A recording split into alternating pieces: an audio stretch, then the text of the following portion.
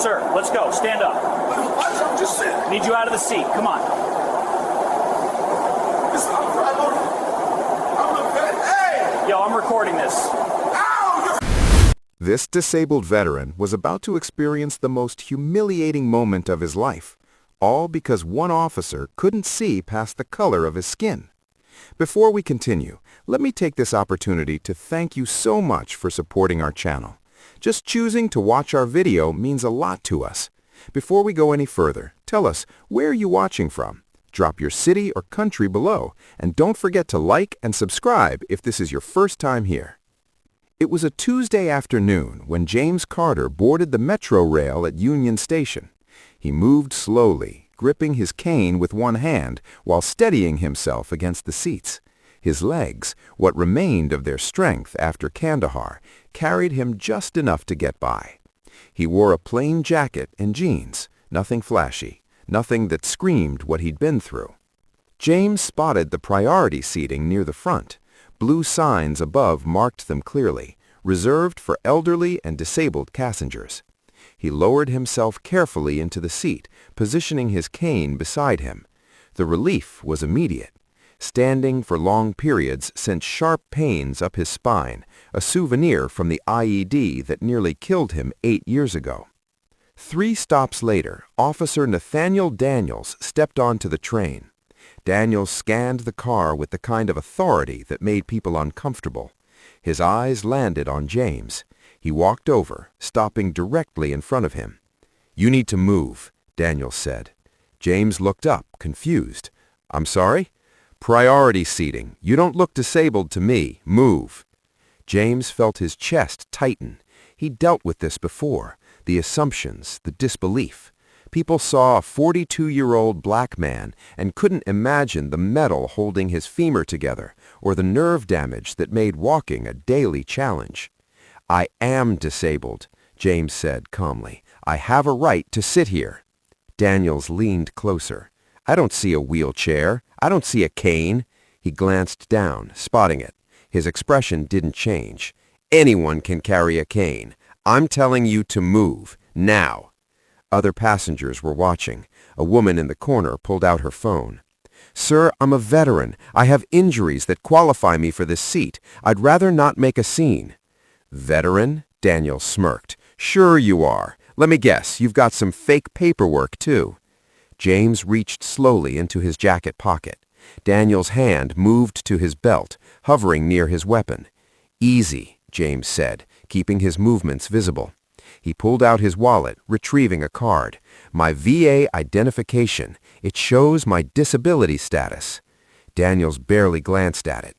"Could be fake. Get up." "I'm not faking anything. I said get up." The entire car had gone silent. Everyone was watching now. Multiple phones were recording. James tried to stand on his own, but his legs weren't cooperating. The sitting position had stiffened them, as it always did. He needed a moment. Daniels didn't give him one. The officer grabbed James by the arm and yanked him upward. His cane clattered to the floor. His legs buckled, and he stumbled forward, catching himself against a pole. Pain shot through his lower back.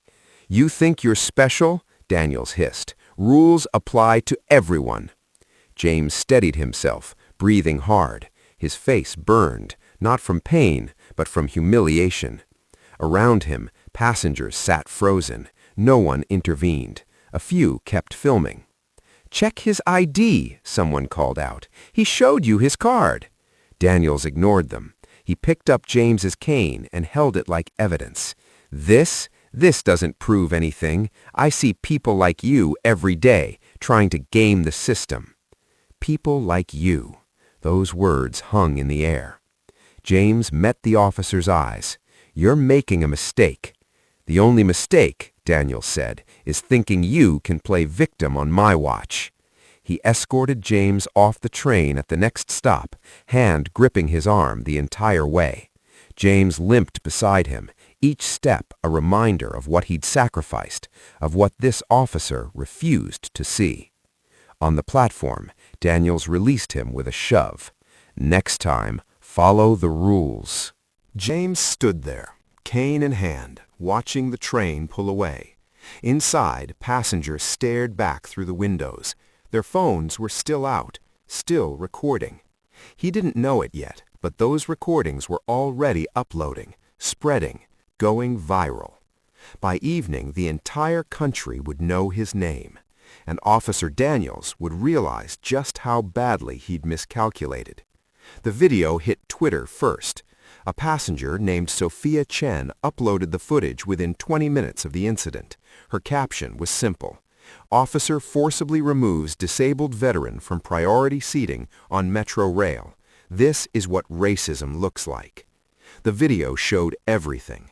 James presenting his VA card, Daniels dismissing it, the yank, the stumble, the humiliation. Within 2 hours, it had 50,000 views. By midnight, 2 million. The comments section exploded. People were furious. They tagged the Metro Transit Authority, the police department, local news stations, civil rights organizations. They demanded answers. They demanded action. James didn't see any of it immediately. He'd gone home, taken his medication, and tried to forget the day had happened. His wife, Patricia, found him sitting in the dark living room, staring at nothing. "Baby, what's wrong?" she asked. He told her everything. Patricia's hands shook as she listened. Then her phone started buzzing. Text messages from friends. "Are you okay? Is this James? We saw the video." "What video?" James asked. She showed him. He watched himself on that screen, watched his own humiliation replayed in high definition, watched Daniels grab him, watched himself stumble. He'd felt powerless in that moment. Seeing it again made it worse. "This is everywhere," Patricia whispered. "James, this is everywhere." By morning, national news had picked it up. CNN ran the clip during their breakfast segment.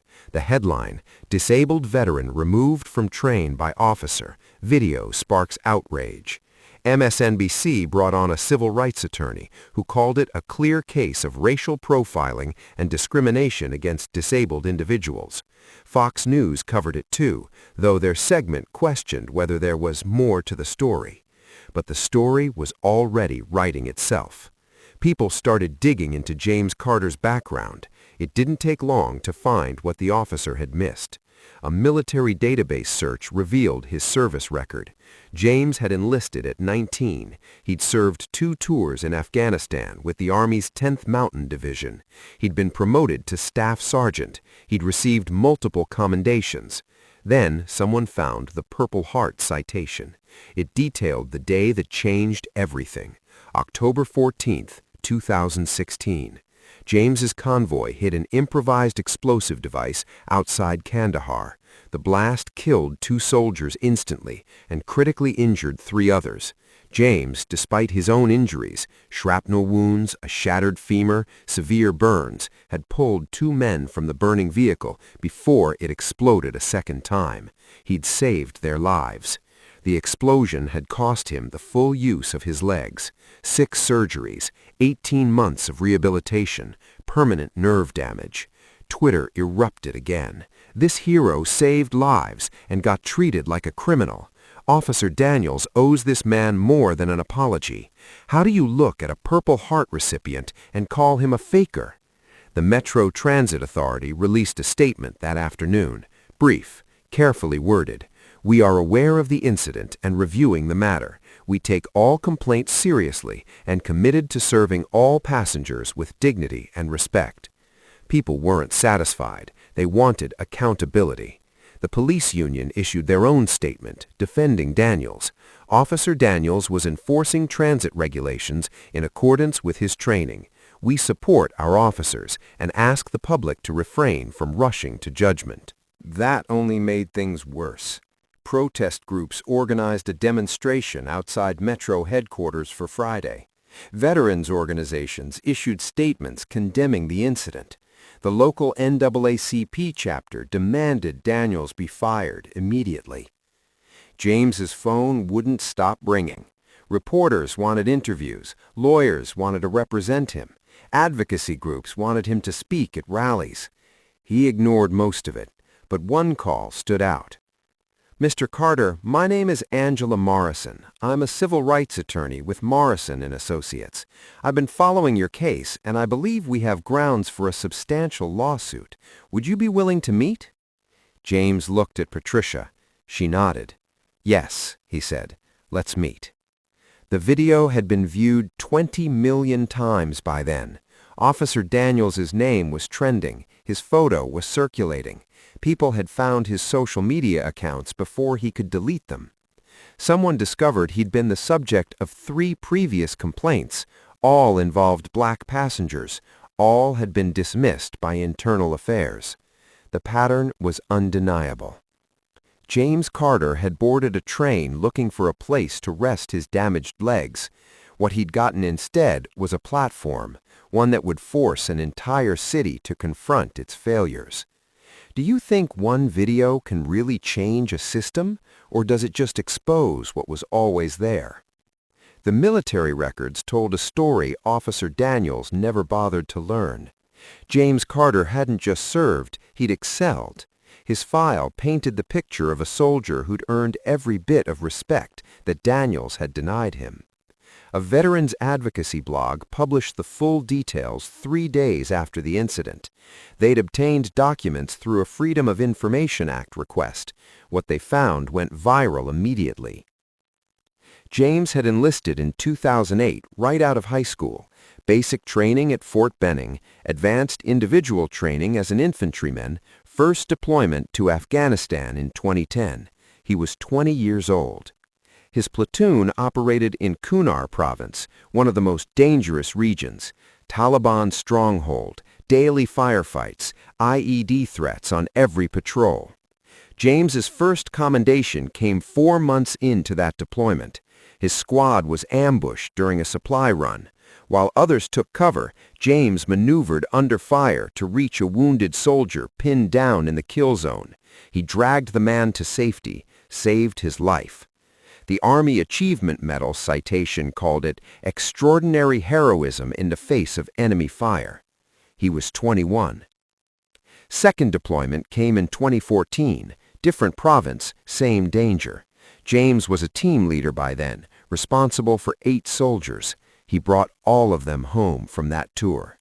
Third deployment, 2016, that's when everything changed. The detailed after-action report described what happened on October 14th. James's convoy was returning from a village outreach mission, 4 Humvees, 16 personnel. They were 3 miles from base when the lead vehicle hit the IED. The explosion was massive. Vehicle flipped completely. 2 soldiers killed instantly, Specialist Ryan Torres and Private First Class Marcus Kim. 3 others trapped inside the wreckage, unconscious and bleeding. James's vehicle was second in line. The blast wave hit them hard enough to crack windshields. His ears were ringing, smoke everywhere. He could have stayed in cover, should have according to protocol. Enemy fighters often triggered secondary ambushes during rescue attempts. James jumped out anyway. He ran to the burning Humvee. The flames were already consuming the engine. He could hear ammunition cooking off inside. The heat was intense enough to blister skin at 10 feet. He pulled Staff Sergeant Kevin Nguyen out first, dragged him 30 feet away, went back for Corporal Lisa Henderson. She was unconscious, seatbelt jammed. James cut her free with his knife while the fire licked at the seats around them. That's when the shrapnel hit him. Secondary explosion. Piece of metal the size of a fist buried itself in his left thigh. Another fragment sliced through his right calf. James went down hard, but he got back up. He limped back to the vehicle one more time. Private Daniel Brooks was still inside, trapped under debris. James could barely stand. His legs were bleeding heavily. The vehicle was seconds from a catastrophic explosion. He pulled Brooks free. He dragged him away from the wreckage just as the fuel tank ignited. The fireball engulfed the entire vehicle. If James had been 5 seconds slower, they'd both be dead. The Purple Heart citation was clear. For wounds received in action against an enemy of the United States. But there was more. The Bronze Star with Valor device came 6 months later, after his medical review board determined the full extent of what he'd done. Staff Sergeant Carter displayed exceptional courage and selflessness, repeatedly exposing himself to enemy fire and imminent danger to save the lives of his fellow soldiers. His actions reflect the highest traditions of military service. Kevin Newen and Lisa Henderson both survived because of James. They'd given interviews to the press after the video went viral. "James saved my life," Newen said. "I wouldn't be here without him. To see him treated like that, disrespected like that, it's disgusting. That officer had no idea who he was dealing with." Henderson was more direct. "James is a hero, period. He sacrificed his body for this country. He can barely walk because of what he did for us, and some cop treats him like a criminal? Unacceptable." The interviews spread across every platform. The narrative shifted completely. This wasn't just a story about racial profiling anymore. It was about a decorated war hero being humiliated by someone who'd never served a day in uniform, someone who'd made assumptions based on nothing but skin color. James's hometown of Richmond organized a rally. 3,000 people showed up. Veterans in uniform lined the streets. Someone hung a banner, "Honor our heroes, justice for James Carter." The mayor attended. So did 2 city council members and a state representative. But James didn't show up. He stayed home with Patricia, watching the coverage on TV. "They're making me into something I'm not. I'm not special. I did what anyone would do." Patricia took his hand. "Baby, you did what most people couldn't, and that officer needs to face consequences for what he did to you." James nodded slowly. He'd agreed to meet with Angela Morrison, the civil rights attorney. The appointment was tomorrow. He didn't want revenge. He wanted accountability. And he wanted to make sure this never happened to another veteran, another disabled person, another black man who'd done nothing wrong except exist in a space where someone else thought he didn't belong. Officer Daniels had seen James as nothing, a faker, a problem. The world now saw him as what he'd always been, a hero who'd given everything for his country and deserved better than what he received on that train. Angela Morrison's office was downtown, 20th floor, with windows overlooking the city. James limped in on Tuesday morning, Patricia beside him. Angela was 45, sharp-eyed, with a reputation for taking on police departments and winning. She'd built her career on civil rights cases, wrongful arrests, excessive force, discrimination. She shook James's hand firmly. "Thank you for coming. I've been following your case closely. What happened to you was wrong on every level." They sat. Angela laid out folders across the conference table. "I'm going to be direct with you, James. You have an exceptionally strong case. What Officer Daniels did violates multiple laws: the Americans with Disabilities Act, civil rights statutes, transit authority regulations, and the way he handled it, the physical force, the public humiliation, that's assault and battery." James listened quietly.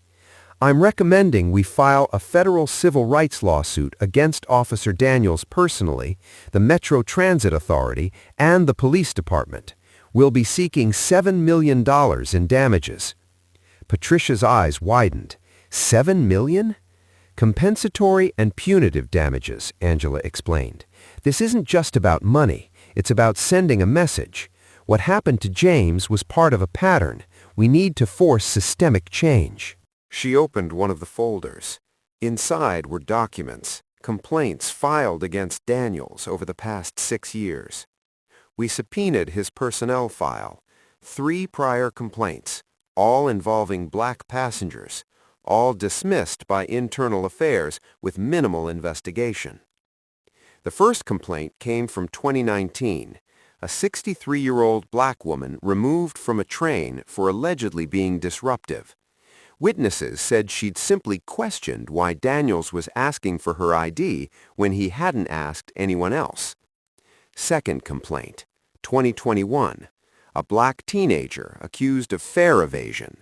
The kid had a valid student pass. Daniels detained him anyway, called backup, treated him like a criminal. The charges were dropped, but the complaint went nowhere. Third complaint, 2023, another disabled passenger, a man with cerebral palsy who moved slowly getting off the train. Daniels accused him of being intoxicated and tried to remove him from the platform. They protected him, Angela said. Every single time the department cleared him, they enabled this behavior. That makes them liable. James stared at the documents. How many others didn't file complaints? Exactly, Angela said. These are just the ones we know about. That's why we're going after the department. They created an environment where this could happen. She pulled out another document, the Transit Authority's own disability accommodation policy. It was clear passengers with disabilities had the right to priority seating. Officers were required to accept VA cards, medical documentation, and verbal assertions of disability status. Daniels had violated all of it. We'll also pursue criminal charges, Angela continued. Assault, deprivation of civil rights under color of law. The district attorney's office is already reviewing the case. James took a deep breath. I didn't want any of this. I just wanted to sit down. I know, Angela said gently, but now you have a choice. You can walk away, let them issue an apology and sweep it under the rug, or you can fight back and maybe prevent this from happening to someone else. Patricia squeezed his hand. James looked at the photos in the folders, the other victims, people who'd been mistreated and forgotten. File the lawsuit, he said. They filed it Thursday morning, $7 million, federal court.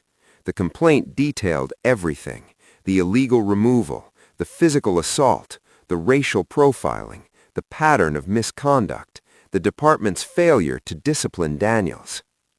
The media coverage was immediate. Every major outlet ran the story. Veteran files $7 million lawsuit after train incident. War hero takes legal action against police. The Metro Transit Authority released another statement, longer this time. They announced Officer Daniels had been placed on administrative leave pending investigation. They promised a full review of policies and procedures. Too little, too late.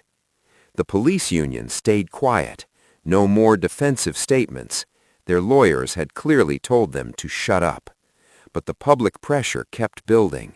The mayor called for an independent investigation. City council scheduled a hearing. Protesters gathered outside police headquarters daily. Then, the internal affairs file leaked. Someone inside the department, a whistleblower, sent Daniels' complete disciplinary record to the press. It showed that the 3 complaints Angela had found weren't the only ones. There were 7 more that never been officially filed. Verbal complaints, witnesses who'd reported his behavior to supervisors but never followed through with formal paperwork. The department had known. They'd known Daniels was a problem for years, and they'd done nothing. The police chief held a press conference Friday evening. He looked exhausted. After reviewing all available evidence, we have terminated Officer Nathaniel Daniels effective immediately. His conduct was unacceptable and does not reflect the values of this department.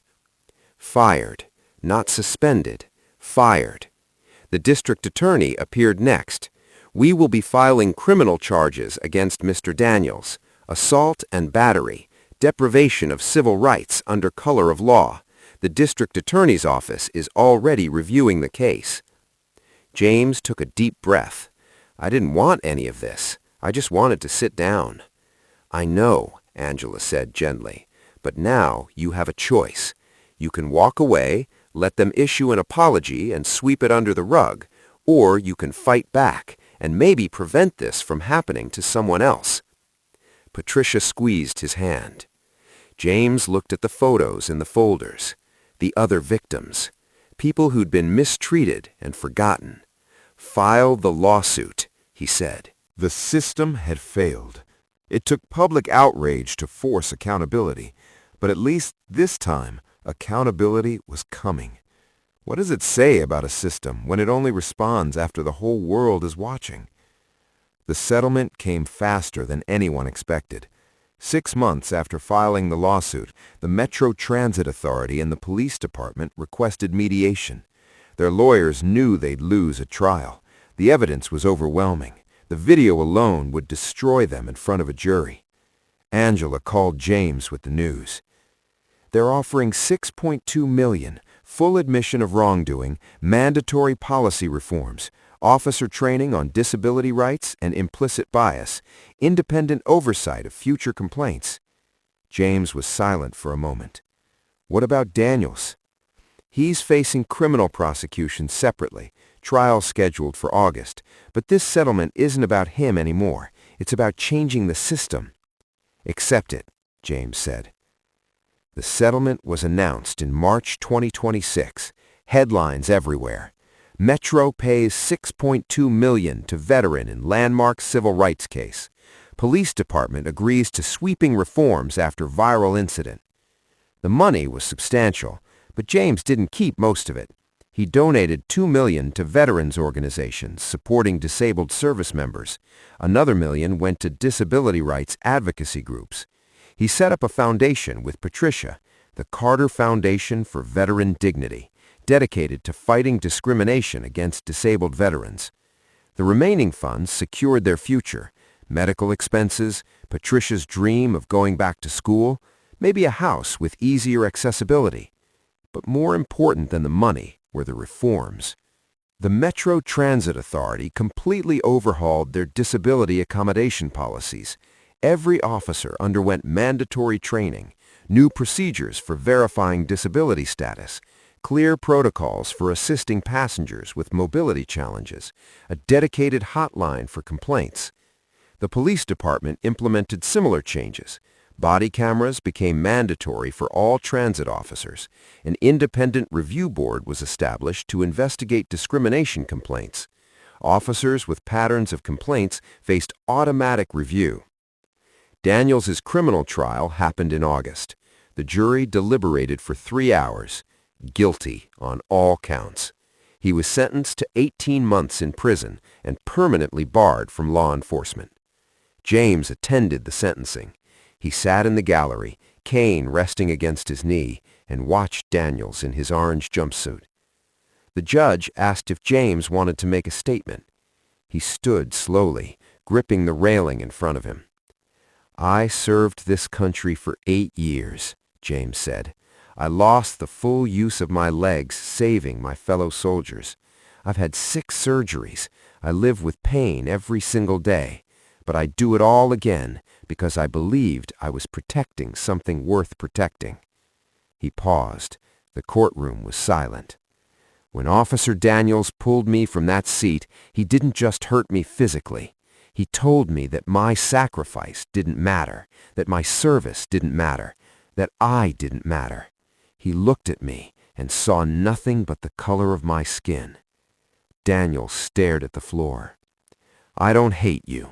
But I hope you understand what you took from me that day, and I hope you think about it every day you're in prison." He sat back down. Patricia reached for his hand. The judge sentenced Daniels immediately after.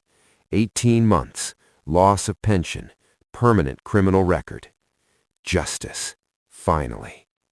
But James knew it was incomplete justice. How many others had Daniels mistreated who didn't have video evidence?